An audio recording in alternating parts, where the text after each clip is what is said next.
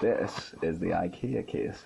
That's giving me an idea. I mean, it's ridiculous at the minute. You can't just fucking leave your motherboard running on a bit of wood between two brackets from fire doors.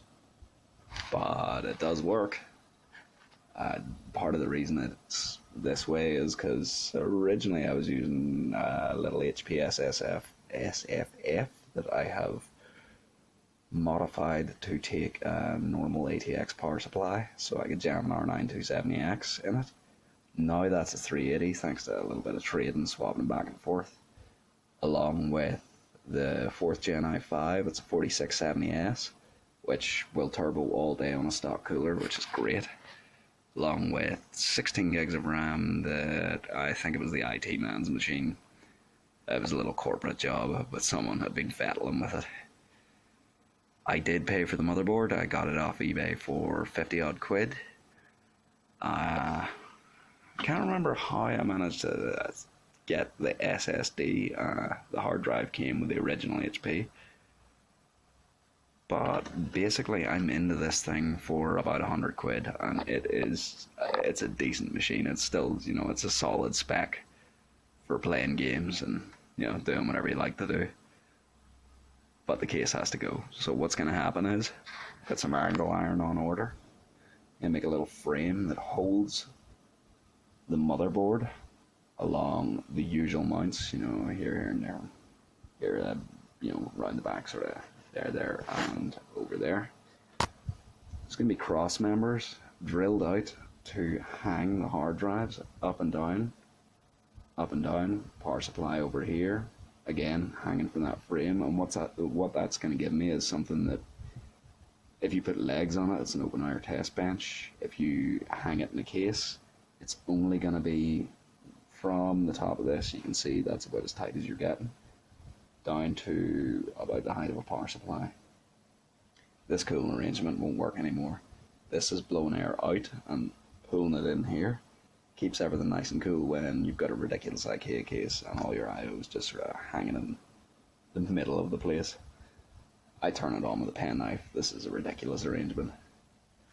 But when I'm done, I'm going to have something that I can then make a nice box for. Something that's going to look pretty.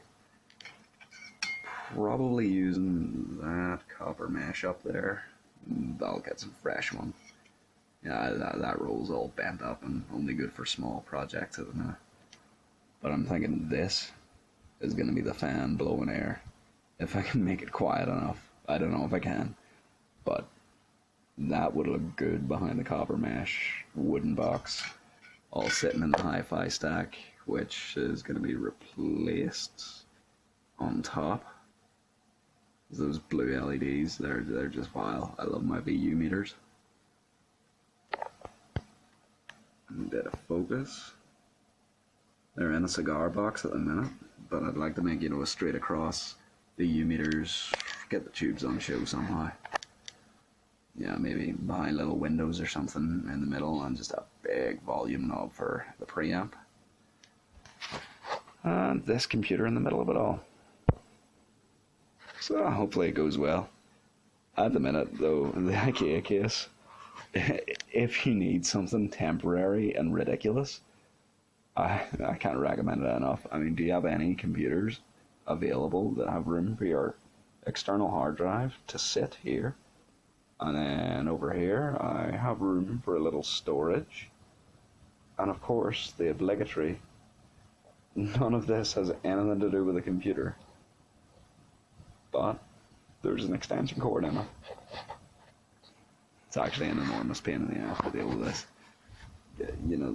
If it weren't for this would be flopping about all over the show.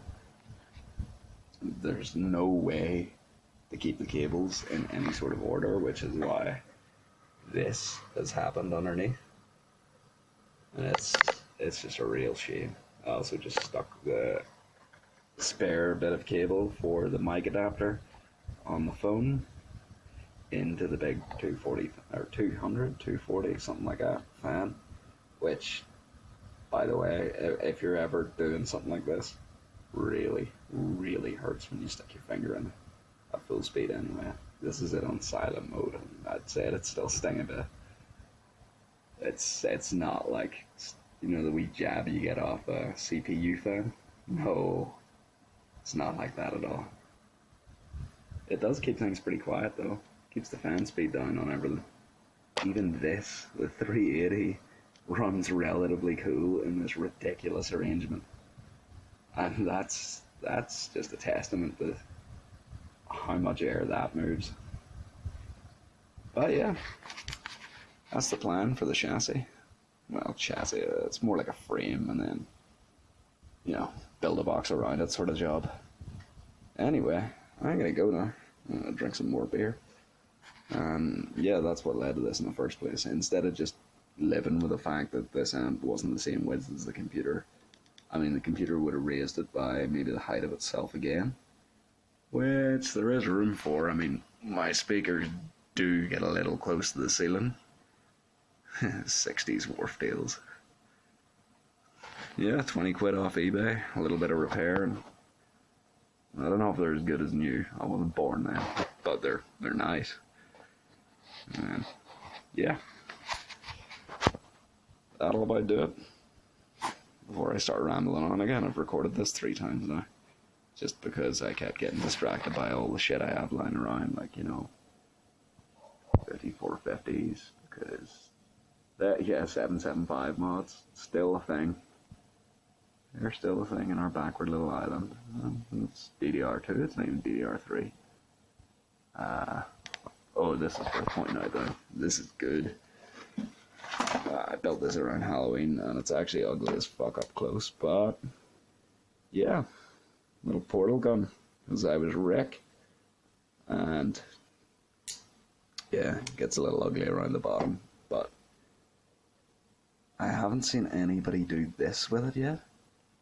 With it's an old TV tube, and all I did was carefully drill holes into the bakelite in the bottom of it and run a load of 12-volt LEDs, you know, ones with a built-in resistor pre-wired, nice and handy. Save you a lot of soldering work straight in the front as well. Voltage readout from a boost converter. Savaged a, what do you call it, a USB power bank for this, because hidden inside is the charging cable. Also, because that pipe's open at the end, you can open bottles with it. Anyway, I'm gonna go now. Maybe do something sensible. Probably not though. It's not really my style.